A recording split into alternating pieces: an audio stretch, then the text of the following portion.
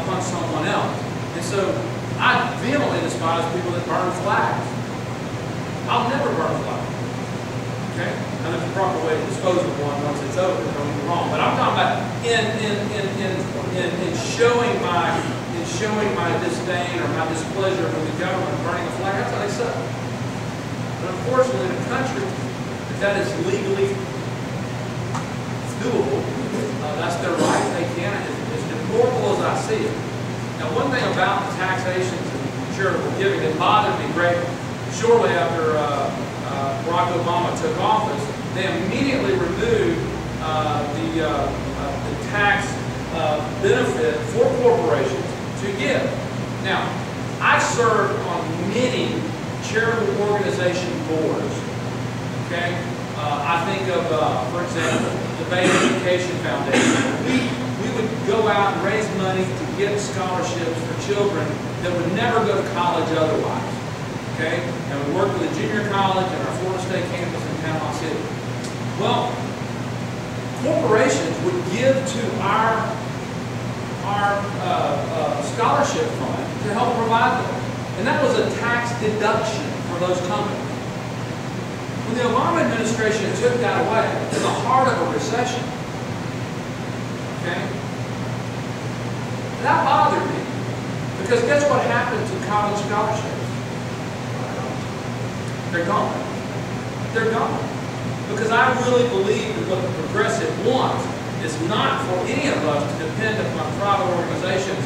They want us, sir, to depend solely upon the federal government, from whom they believe we derive our rights. And I vehemently disagree with that. How do we turn that off? That's the thrust of my question. Yeah. Well, first of all, I think that needs to be reinstated. Listen, we're the most generous country in the world. People want to talk about how bad we are. We got a president who wants to try to fly all the way around the world apologizing for America. Well, you don't apologize to the European nations because they would all be speaking German right now. Okay? And so therefore we want to apologize about how bad we were.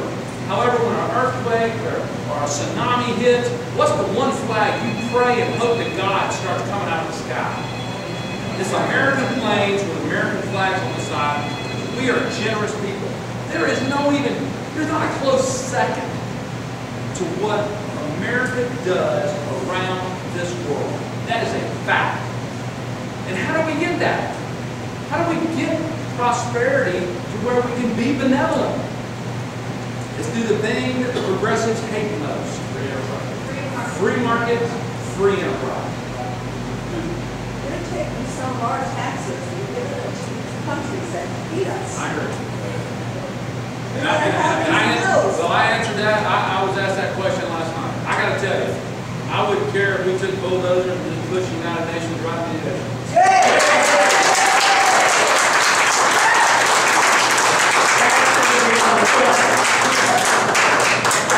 That got a smile. Go in 11. Go in 11. That got put you in the A-stars. Yeah. Yes, sir. Now what?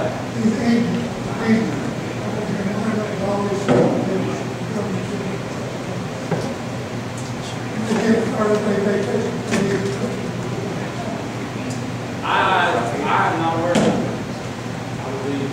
Now I will tell you this. I personally have I have a neighbor that is an Indian family. They are 4 generations living in one house. Breaking the zoning law. No, let me say this. No. This is my house. This is my neighborhood. Okay? No, I understand. I'm telling you the family that I know of, okay, that I have a relationship with, okay?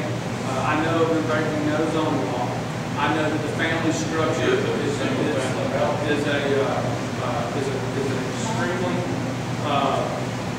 I know that their family unit is extremely tight. They get up early in the morning, they work all day. They have businesses. They have businesses in town. They're very benevolent with their dollars. I'm talking about my neighbor. I don't know about your situation with the people you're referring to. So it'd be unfair for me to address that. What Mr. Boyd is saying, all this speaking, what he's wanting is all of us, if we're competitive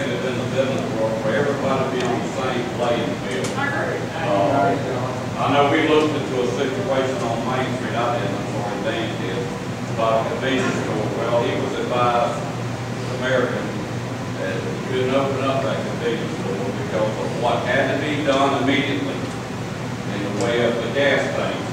We know for a fact an Indian family came in, took it over, and within the last 12 months, finally dug the tanks up. Now, his situation was different. I don't care what anybody says, we want to be in the same place. Oh, I agree. So, Dan might have took the thing if he had had 7 years to see if it was going to work.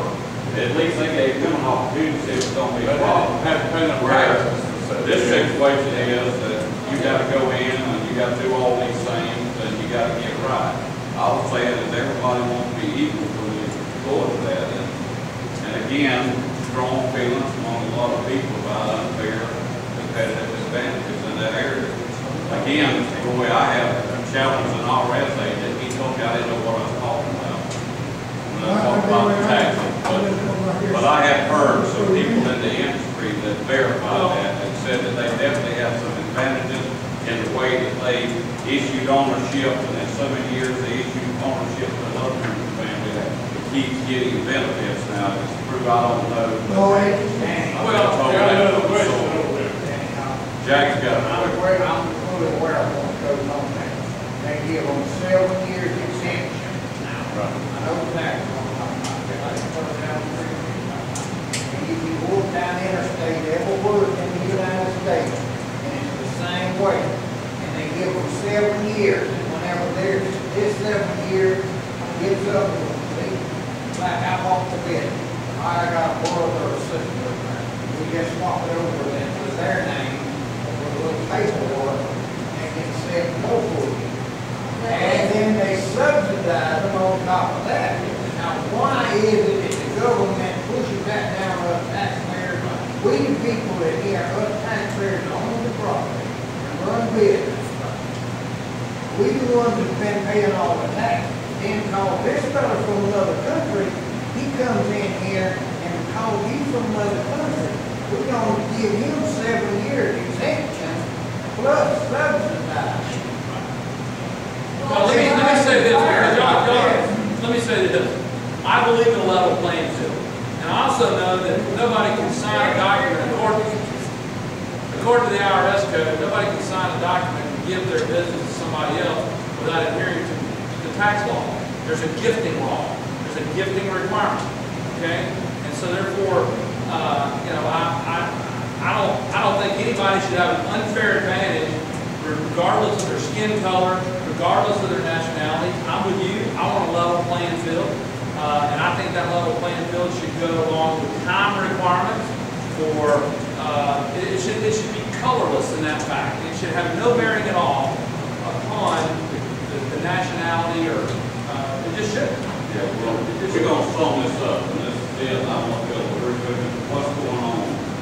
We're going to educate you. What's happened is our President Obama, as y'all know, is a community organizer. So he was brought up in a certain percentage of society because of a lot of the baby boomers and hard-working men and women in this country. We had to go on the job and raise our family and keep their mouth shut. A certain group of society in America knew a long time ago how to give away free stuff, and that's get out and protest and march. The government did the formula saying, well, we can take care of that 15 to 20%. They're paying enough taxes so we can keep these people happy. The problem was that number kept growing and growing and growing. And while we're panicking now, so we've had enough, it's almost about a 45% that feels that way, because when I debated them, even in Mayo, it's like, you've been privileged all your life. You're rich. You need to pay the tax. We've been depressed all our life, and they get all this premium. But what I'm getting at, all of us millions have finally realized we're saying if something hadn't changed come November, this country is gone. Everybody may not feel that dramatic what I'm saying, but we've got to take this country back. We're saying change, and that's why you just